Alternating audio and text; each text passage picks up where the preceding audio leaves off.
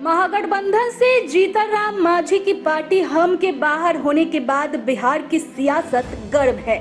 उसी क्रम में भाजपा द्वारा 9 साल बेमिसाल कार्यक्रम के तहत चलाए जा रहे महाजन संपर्क अभियान में शामिल होने किशनगंज पहुंचे केंद्रीय कृषि राज्य मंत्री कैलाश चौधरी ने महागठबंधन पर तीखा हमला किया है। श्री चौधरी ने कहा कि अभी तो ये झांकी है, पूरा फिल्म बाकी है। श्री चौधरी ने कहा कि भानुमति का पिटारा धीरे धीरे निकलेगा और आने वाले समय में इसके और टुकड़े होंगे। केंद्रीय कृषि राज्य मंत्री ने बिहार के भागलपुर में गंगा नदी पर बन रहे पुल को लेकर सरकार को घेरते हुए कहा कि बिहार में पग पर भ्रष्टाचार है।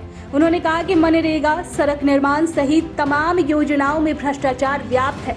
उन्होंने कहा कि राजस्थान से भी अधिक भ्रष्टाचार यहाँ व्याप्त है और अगर सरकार ईमानदार है तो सीबीआई जांच के लिए लिख कर दे, उसके बाद पता चलेगा कि किससे कितना कमीशन खाया है। श्री चौधरी आगे कहते हैं कि सीमावर्ती क्षेत्रों में रह रहे बांग्लादेशी घुसपैठियों को लेकर भी बड़ा बयान दिया उन्होंने और कहा कि अगर हमारी सरकार बनी तो एक एक बांग्लादेशी को चिन्हित करके उसे बाहर किया जाएगा।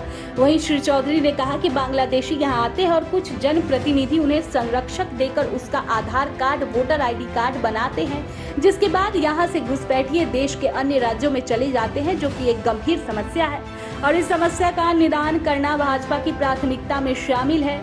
वहीं उन्होंने बिहार के सभी सीटों पर लोकसभा चुनाव के जीत का दावा किया। पत्रकार वार्ता में भाजपा विधान पार्षद डॉक्टर दिलीप कुमार जायसवाल, भाजपा जिला प्रभारी मनोज सिंह, जिला अध्यक्ष सुशांत गोप, जय किशन प्रसाद, सुबोध महेश्वरी सहित अन्य नेता मौजूद थे। 9 वर्ष पूरे हुए हैं और ये 9 वर्ष बेमिसाल रहे हर दृष्टि से, क्योंकि इस सरकार ने सेवा, सुशासन और गरीब कल्याण को मध्य में रखते हुए कार्य किया और उसी का परिणाम है कि आज देश के अंदर विकास भी हो रहा है और प्रत्येक व्यक्ति की इकोनॉमिक दृष्टि से भी वो देश मजबूत हो रहा है। और अगर देखा जाए तो इन पिछले 9 साल के अंदर पर कैपिटा इनकम भी बढ़ी है। पर कैपिटा इनकम जहां 97,000 थी वह बढ़कर 1,00,000 और 98,000 रुपये पर कैपिटा इनकम हुई। वहीं पर जो ग्लोबल इंडेक्स के अनुसार अभी देखा जाए तो इंस्टीट्यूट के द्वारा जो सर्वे किया, उस सर्वे के अनुसार अभी ताज़ा जो आंकड़े हैं उसके अनुसार 3.75 ट्रिलियन अमेरिकन डॉलर हमारी जो इकोनॉमिक है वो पहुंच चुकी है। तो ये जो पहले सिर्फ जब 2014 में 2 ट्रिलियन इकोनॉमिक्स थी वह बढ़कर 3.75 हो जाना, ये दर्शाता है कि भारत अब सबसे ज़्यादा स्पीड में काम करने वाला और इकोनॉमिक दृष्टि से देखा तो सबसे हाई स्पीड में चलने वाला देश हमारा विश्व में बन चुका है। और निश्चित रूप से इस बात की खुशी है कि हर सेक्टर के अंदर पूरा देश जानता है कि वो कितनी समझ रखते हैं और कितनी नहीं रखते हैं, इसलिए उनके बारे में ज़्यादा कहने की आवश्यकता भी मैं नहीं समझता। लेकिन फिर भी आपने प्रश्न किया है तो मैं आपको बताना चाहता हूँ कि इनकी सोच नेगेटिव सोच है और नरेंद्र मोदी जी के हर अच्छे कार्य का विरोध करना। अब देश के अंदर गुलामी का प्रतीक संसद भवन बना, पूरे देश ने खुशी मनाई, लेकिन राहुल गांधी जी ने मातम मनाया, उन्होंने विरोध किया। और भारत के संविधान की पूरे विश्व में तारीफ की जाती है। दूसरे ऐसे देश हैं जिन्होंने कहा कि भारत का संविधान सबसे अच्छा संविधान है और वही जाकर वहाँ पर इस संविधान की धज्जियाँ उड़ाने का काम करते हैं। तो मैं सोचता हूँ कि राहुल गांधी जी की जो है सोच है वो इस समय देश की जनता समझ चुकी है और उनके ऊपर ज़्यादा लोग गंभीरता से भी इस बात को नहीं लेते, क्योंकि राहुल गांधी जी को जनता है वो अच्छी तरह से जान चुकी है कि इनकी बातों में ज़्यादा गंभीरता है नहीं। तो मोहब्बत की दुकान चला रहे हैं कि किशनगंज में भी जो है प्रेस कॉन्फ्रेंस के दौरान जो है मोहब्बत की दुकान चला के दस्तावेज चलाया गया। ये तो झांकी है, फिल्म अभी बाकी है, आगे आगे देखते जाओ इनसे सारे, क्योंकि ये भानुमति का पिटारा पूरा ये धीरे धीरे निकलेगा। इनके सब जितने भी इतने सालों तक इन्होंने जो भ्रष्टाचार किया, खाया पिया, वो अब उनको वापस निकले कैसे याद आ रहा है, इसलिए सारे इकट्ठे होकर नरेंद्र मोदी जी को मैंने कहा हटाने की कोशिश कर रहे हैं। लेकिन इनके अंदर से ही जो सत्य है वो निश्चित रूप से निकलेंगे और आने वाले समय के अंदर और इनके टुकड़े होंगे। अभी तो जोड़ने की बात करें, लेकिन इनके अंदर से कई टुकड़े और होंगे। कानपुर में सर 47 के अंदर विकसित भारत बनाना है, तो उस दिशा के अंदर सरकार के प्रयासों से निश्चित रूप से आने वाले समय में विकसित भारत बनेगा। लेकिन मैं आपको यह भी बताना चाहता हूँ कि भारत का विश्व में नाम हुआ है, प्रतिष्ठा बढ़ी है, और कहीं पहले हमारे यहाँ पर जिस तरह से आतंकवादी हमले होते थे या पाकिस्तान कभी भी सीज फायर तोड़ देता था, आज उनकी इतनी हिम्मत नहीं होती है, और अगर करते हैं तो हम घर में घुसकर मारने का मादा रखते हैं।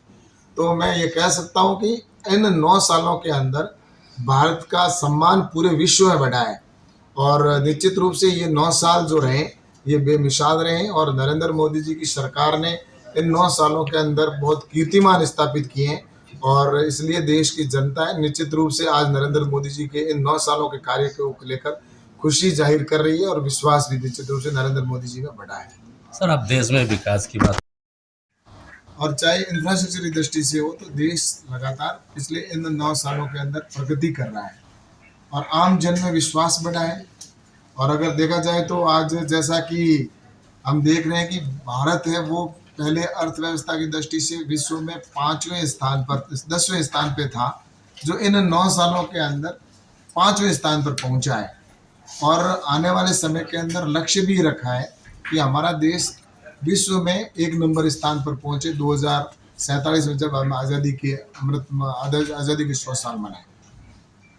और इस बात की खुशी है कि जिस तरह से गांवों के अंदर विकास हुआ है, आज गरीब कल्याण की योजना के तहत इस देश में जो शौचालय है, जो सिर्फ 40% शौचालय हुआ करते थे, जो बढ़कर आज 100% गांवों के अंदर शौचालय बना देना, और इसी के साथ में इस देश के अंदर जो गैस के कनेक्शन जो LPG के थे, वह गैस के कनेक्शन भी सिर्फ 13 करोड़ लोगों के पास थे, जो बढ़कर आज 31 करोड़ लोगों के पास में गैस का कनेक्शन पहुंच जाना। और इसी के साथ देखा जाए तो आज इंटरनेट यूज़ करने वाले लोग जो थे 25 करोड़ थे, वो बढ़कर 85 करोड़ हो गए। इसी तरह से यूनिवर्सिटी और मेडिकल कॉलेज की बात करते हैं तो मेडिकल कॉलेजों की संख्या बढ़ी है और यूनिवर्सिटी की संख्या बढ़ी है। और यूनिवर्सिटी की बात करते हैं तो 723 यूनिवर्सिटी इस देश के अंदर थी, जो बढ़कर 1113 यूनिवर्सिटी हुई है। वहीं पर मेडिकल कॉलेज की बात करते हैं तो प्रत्येक जिले के अंदर मेडिकल कॉलेज खोला जा रहा है, और 387 मेडिकल कॉलेज जिन्होंने 60 साल शासन किया और उन्होंने जो नफरत की बाजार या जो करना चाहिए, तो उन्होंने उस समय क्यों नहीं उनको याद आया? जब उनकी सरकार थी उस समय ये सारी परिस्थितियां थी, विकास होना नहीं। और आज जिस जगह पर मैं बिहार के अंदर बैठा हूँ, इसके अंदर इतनी जो समस्याएं थी, आज भी है, पहले भी रही उनके समय में। तो मैं ये कह सकता हूँ कि राहुल गांधी जी को उस समय कुछ भी याद नहीं आया, अब उनको प्यार मोहब्बत और भारत जोड़ने की याद आ रही है। मैं कहना चाहता हूँ, कौन से भारत को जोड़ने की बात कर रहे हैं? भारत तो जुड़ा हुआ ही है। तोड़ने का काम इन लोगों ने किया। जवाहरलाल जी नेहरू जी चाहते थे कि मैं प्रधानमंत्री बनूं, जिन्ना चाहता था मैं प्रधानमंत्री बनूं, और दोनों की चाहते हैं भारत माता के 3 टुकड़े हुए, बांग्लादेश भी बन गया, पाकिस्तान भी बन गया, भारत का टुकड़ा अलग हो गया। तो ये लोग जिन्होंने राजनीति की, इन्होंने देश की शुरुआत के अंदर भी इनके पूर्वजों ने भी यही किया कि धारा 370 जो जम्मू कश्मीर में लगाई, जो इसमें एक देश में 2 निशान 2 विधान, तो ये लोग तो शुरू से ही इस काम में लगे हुए थे। लेकिन नरेंद्र मोदी जी पूरे देश को परिवार मानते हैं, उन्होंने कभी नफरत की बात नहीं की। वो विकास करते तो सबके लिए करते। आज जितनी योजना है सबका साथ सबका विकास के नारे के साथ की।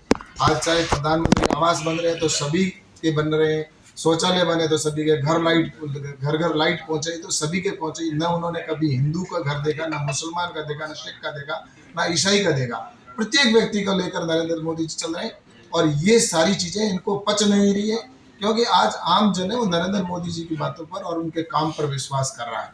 लेकिन नफरत की बात ये जो राहुल गांधी और उनकी पूरी गैंग है, और सब मिलकर ये चाहते, इनका एक ही कहना है कि नरेंद्र मोदी जी को हटाओ।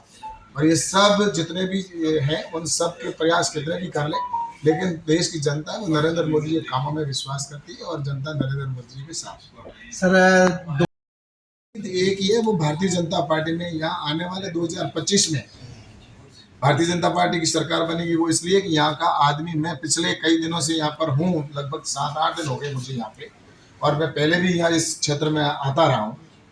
लाइट कब चली जाए कब आए पता नहीं, यहाँ पर व्यक्ति लाइट से परेशान है।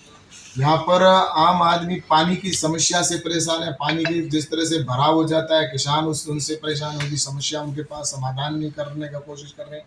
और यहाँ पर टाल की भी समस्या है। और ऐसे ही देखा जाए तो जिस तरह से यहाँ पर कॉलेज इतना समय तक इन्होंने यूपीए की सरकार ने शासन किया, लेकिन यहाँ पर एक एम्स इस क्षेत्र में नहीं, कोई कॉलेज नहीं इस क्षेत्र के अंदर। तो ये चीज़ें जब देखते हैं तो लगता है कि बिहार के अंदर, मैं पहले सोचता था देखता कि बिहार के अंदर जो सरकारें हैं वो विकास नहीं कराती, लेकिन एक्चुअली मैंने जब यहाँ आके देखा तो यहाँ का जो हालात है निश्चित रूप से मैं कह सकता हूँ कि बद से बदतर बने हुए हैं। और जनता को अब एक मैं क्षेत्र में घुमाऊँ तो एक ही उम्मीद है कि यहाँ पर डबल इंजन की सरकार बनेगी तो यहाँ पर विकास होगा। और 2024 के अंदर नरेंद्र मोदी जी के नेतृत्व में सरकार बने और पुनः भारतीय जनता पार्टी की सरकार बने, इसको लेकर जनता तैयार बैठी है, बस चुनाव का इंतजार कर रही है। भाजपा चुनाव लड़ेगी।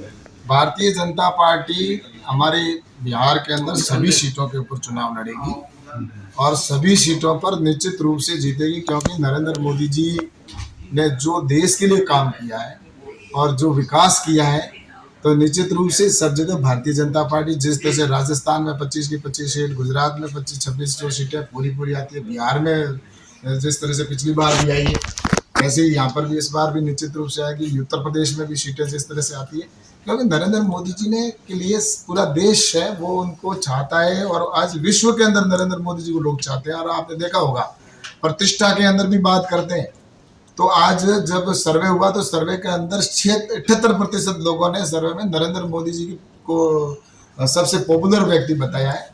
तो इससे स्पष्ट है कि आज देश नहीं दुनिया के नेता हमारे नरेंद्र मोदी जी बने। आज कई देशों के अंदर जाकर उनको कोई कहता है हमारे बड़े मोश हैं, तो कोई उनके चरण स्पर्श कर रहा है, तो ये भारत का सम्मान बढ़ा है। और रही बात यहाँ की, तो यहाँ जो बिहार के अंदर है, बिहार की सरकार है, वो एक्चुअल में अगर इतने समय तक उन्होंने शासन किया है, यूपी की सरकार का उन्होंने शासन देखा है, लेकिन एक्चुअल में ये है कि यहाँ पर बिहार वो अब बढ़कर 648 मेडिकल कॉलेज हुए हैं। वहीं एम्स की बात करता हूँ मैं, तो एम्स 7 हुआ करते थे और वही 7 एम्स बढ़कर आज 22 एम्स इस देश के अंदर हो चुके हैं। और हवाई अड्डों की बात करते हैं तो हवाई अड्डे के अंदर भी जहाँ 74 हवाई अड्डे थे, एयरपोर्ट थे, वह बढ़कर आज 148 एयरपोर्ट हो चुके हैं। और सबसे बड़ी खुशी की बात है कि आज देश भर के अंदर जो हाईवे बनाए जा रहे हैं उनके हाईवे के अंदर भी 3 गुना वृद्धि हुई है, यानी कि लगभग 4260 किलोमीटर जो स्पीड किलोमीटर सड़क बनती थी नेशनल हाईवे, वो बढ़कर 13,327 किलोमीटर हो चुकी है। और इस तरह से देखा जाए तो रक्षा के क्षेत्र में भी हमारा देश निर्यात करने वाला देश बना है। और ऐसे ही मोबाइल इंडस्ट्रीज के अंदर भी, जहाँ एक भी मोबाइल हम एक्सपोर्ट नहीं करते थे, इस यहाँ पर तैयार नहीं होता था इंडिया में, आज वही मोबाइल के सेक्टर के अंदर 85,000 करोड़ का हम एक्सपोर्ट करने वाला यह देश बना है। तो इस तरह से गरीब कल्याण की योजना हो, चाहे मुफ्त राशन की बात करें, आज इस देश के अंदर कोरोना का संकट भी झेला है। इस कोरोना के समय के अंदर 2 वैक्सीनेशन तैयार करना और देश भर के अंदर सभी लोगों को निःशुल्क वैक्सीनेशन करना, और साथ ही ऐसे जो बंधु हैं जो गरीबी रेखा से नीचे जीवन यापन करने वाले या जो हैं, उनके लिए निःशुल्क राशन सामग्री जो 80 करोड़ लोगों तक राशन कार्ड सामग्री निःशुल्क वितरित की जा रही है। तो मैं ये कह सकता हूँ कि आज देश के अंदर लगातार हमारा देश है वो आगे बढ़ रहा है, भारत का सम्मान भी बढ़ा है। इन 9 सालों में एक आम आदमी को आत्मविश्वास बढ़ा है, भारत विकसित राष्ट्र की ओर आगे बढ़ा है। और जहाँ तक जो वादे किए थे वो वादे भी पूरे हुए, चाहे वो धारा 370 का हो और चाहे भगवान श्री राम का मंदिर का विषय हो। ऐसे कई महत्वपूर्ण कार्य जो किए गए हैं और जो निश्चित रूप से मैं कह सकता हूँ कि आने वाले समय के अंदर देश के जो